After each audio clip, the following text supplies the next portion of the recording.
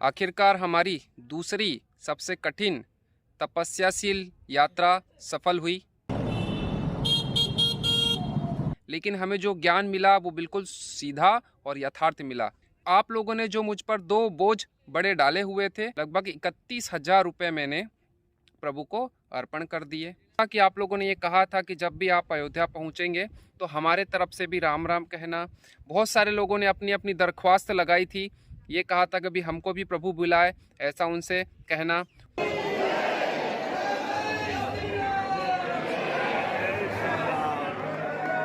और यही प्रार्थना की भगवान से कि सभी की मनोकामना पूरी करना, सभी का जीवन मंगलमय करना और सभी को स्वस्थ और अच्छा रखना। उसके बाद जैसे कि हमने दर्शन किए, बहुत ही सुंदर तरीके से दर्शन हमारे हुए संकल्प लेते हुए हमने यात्रा प्रारंभ की थी। आखिरकार जो हमारी यात्रा रही बहुत ही सुंदर तरीके से सफलता की ओर आगे बढ़ी और आखिरकार सफल हुई। जो सरकार है वो इस प्रकार से सुंदर सुंदर टेंट लगाई हुई है। अलग अलग जो आस्था स्पेशल ट्रेन से लोग आ रहे हैं अलग अलग राज्यों से, उनके रहने के लिए भोजन से लेकर सभी चीज़ों की व्यवस्था बहुत सुंदर तरीके से की गई है। तो जो लोग आ रहे हैं वो दर्शन कर रहे हैं और भक्ति में लीन हैं, अयोध्या का आनंद ले रहे हैं। जिस प्रकार से डेवलपमेंट हो रहा है, अलग अलग चीज़ें देखने सुनने को समझने को मिल रही है। बहुत ही सुंदर तरीके से अयोध्या दिखाई दे रहा है, सांस्कृतिक तौर पर, ऐतिहासिक तौर पर, अनुभव करने के तौर पर। लेकिन बंदरिया दूध पिलाती है लेकिन खाना देती नहीं है, लेकिन बंदर उसका जो बच्चे रहते हैं वो उनसे लेते हैं, क्योंकि बंदरिया को ये पता है कि आगे का जीवन है वो उसमें आपको लेना पड़ेगा, कोई देने वाला नहीं है, क्योंकि बंदरों को बहुत कम लोग ही हैं जो पसंद करते हैं। तो जय श्री राम। आखिरकार हमारी दूसरी सबसे कठिन तपस्याशील यात्रा सफल हुई। हम अयोध्या पहुँचे भाई ले यार इधर बड़ा फोटो डोंगरगढ़ छत्तीसगढ़ से।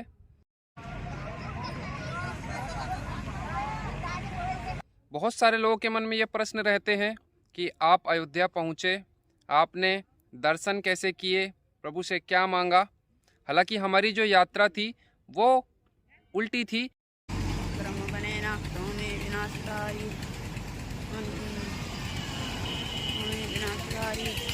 लेकिन हमें जो ज्ञान मिला वो बिल्कुल सीधा और यथार्थ मिला। ये वीडियो में बहुत कुछ आपको ज्ञानवर्धक चीज़ जानने को मिलेगी जिसके बारे में हम बातचीत करने वाले हैं। तो सबसे पहले बात करते हैं कि मैंने क्या किया। तो आप लोगों ने जो मुझ पर 2 बोझ बड़े डाले हुए थे, या कह सकते हैं 2 आपने जो मुझे कार्य दिए हुए थे, उसकी ओर मैं सबसे पहले आगे बढ़ा। सबसे पहले आपने जो मुझे 10, 20, 100, 50, 500 रुपये मेरे खर्च के लिए और प्रभु को अर्पण करने के लिए, प्रसाद चढ़ाने के लिए, नारियल चढ़ाने के लिए दिए थे, पूरा जितना भी था सबको मेरे पास जितने जमे थे पूरा जमा करके आखिरकार मैंने प्रभु को अर्पण कर दिया।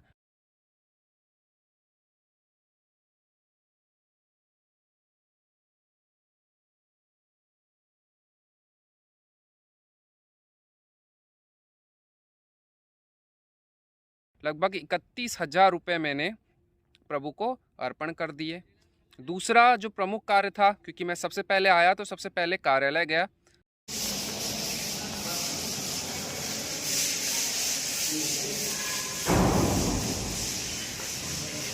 क्योंकि जो पैसे का जो चीज़ें रहती है वो सबसे बड़ा बोझ रहता है, तो इस कारण से मैं कार्यालय में गया, उनसे मैंने बातचीत की और आखिरकार मैंने जो आपका जो था, जो आप लोगों ने कहा था कि ये चीज़ करना, तो मैंने किया। हालांकि बहुत सारे लोगों ने मेरे स्वयं के खर्च के लिए भी दिए थे।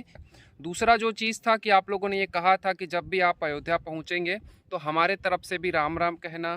बहुत सारे लोगों ने अपनी अपनी दरख्वास्त लगाई थी, ये कहा था कि भी हमको भी प्रभु बुलाए, ऐसा उनसे कहना। उसके साथ साथ बहुत सारे लोगों की अपनी अपनी जिज्ञासाएं थी, महत्वाकांक्षाएं थी, इच्छाएं थी। तो सभी ने जो जो इच्छाएं जाहिर की उसको प्रभु के सामने मैंने रखा।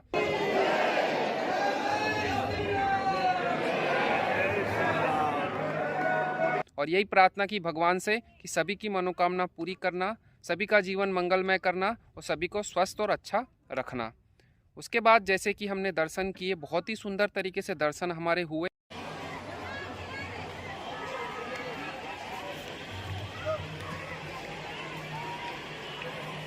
क्योंकि जिस प्रकार से हमने तपस्या करते हुए, संकल्प लेते हुए हमने यात्रा प्रारंभ की थी, आखिरकार जो हमारी यात्रा रही बहुत ही सुंदर तरीके से सफलता की ओर आगे बढ़ी और आखिरकार सफल हुई।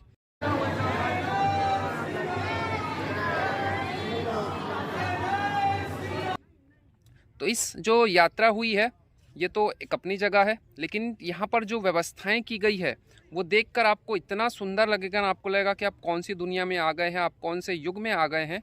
आपको इतना अच्छा लगेगा कि सभी चीज़ों की व्यवस्था, इतनी सुंदर तरीके की व्यवस्था, खाने से लेकर रहने तक की, और हर तरफ डेवलपमेंट चालू है, सांस्कृतिक कार्यक्रम चल रहे हैं। तो बहुत सुंदर तरीके से अयोध्या डेवलप हो रही है, सभी प्रकार की व्यवस्थाएं हैं, सब कुछ आपको देखने को, सुनने को, अनुभव करने को मिलेगा। अब ये चीज़ तो अपनी बात है, लेकिन मैं जो अनुभव की बात कर रहा था उसकी बात करते हैं। पहला मेरा अनुभव हुआ कि इस प्रकार से जो सरकार है वो इस प्रकार से सुंदर सुंदर टेंट लगाई हुई है। अलग अलग जो आज से स्पेशल ट्रेन से लोग आ रहे हैं अलग अलग राज्यों से, उनके रहने के लिए भोजन से लेकर सभी चीज़ों की व्यवस्था बहुत सुंदर तरीके से की गई है।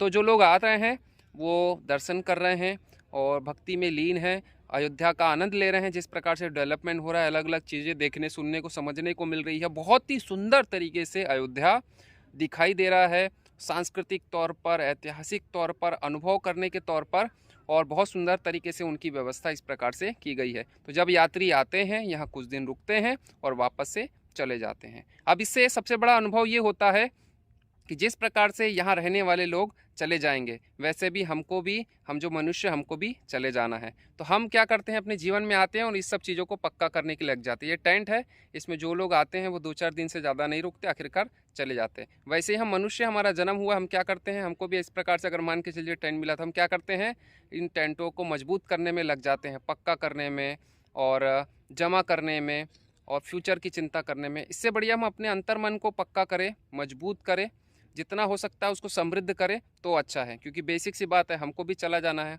ये मान सकते हैं कि चलो ठीक है, कोई अगर व्यवस्थित कोई व्यक्ति सामर्थ्यवान हुआ तो उसको इस प्रकार से अच्छी व्यवस्था मिलेगी, अगर कुछ सामान्य हमारे समान तो इस प्रकार की व्यवस्था मिलती है कॉमन में। लेकिन जाना छोड़ के दोनों को ही है, जैसे हमको भी जाना ही है, बेसिक सी बात है। इस कारण से हमको अपना जीवन इस रूप में बनाना चाहिए कि हम अपने आप को मजबूत करें, अपने आप को समृद्ध करें, अपने मन को समृद्ध करें, ताकि जो वास्तविक आनंद है हमारी संस्कृति का, हमारे देश का, वो हम ले पाए।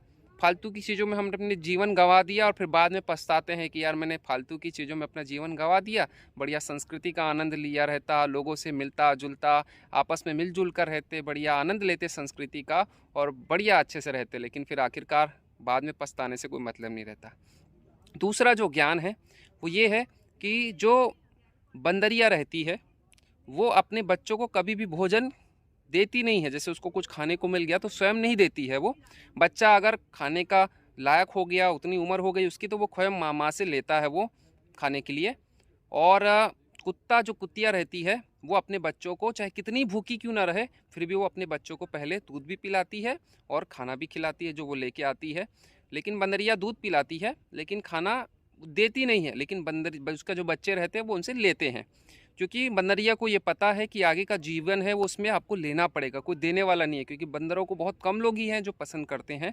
तो जो बंदरिया है, जो बंदरों का जीवन है, वो क्या है कि नीचे ज़मीन वाले लोगों से चुनौती है, साथ ही साथ ऊपर वाले लोगों से भी चुनौती का सामना करना पड़ा है ना। वहीं अगर हम कुत्ते की बात करते हैं तो कुत्ते भोंकते भी हैं, काटते भी हैं, लेकिन भोजन के लिए दूसरे पर निर्भर रहते हैं। चाहे कितने भी भूखे रहें, वो सामने बैठे रहेंगे, कोई व्यक्ति खाना खा रहा है तो उसकी दया याचना पर अगर वो देगा तो खाएंगे, बाकी वो वहीं के वहीं ताकते रहेंगे। जबकि वहीं बंदर लोग क्या रहते हैं कि उनको अपनी व्यवस्थाएं स्वयं करनी पड़ती है, स्वाभाविक सी बात है। इस कारण से ही उनको शुरू से ही उनके परिवार से, उनके माँ बाप से ये ट्रेनिंग दी जाती है कि बेटा तुमको खुद को अपने स्तर पर व्यवस्था करनी पड़ेगी।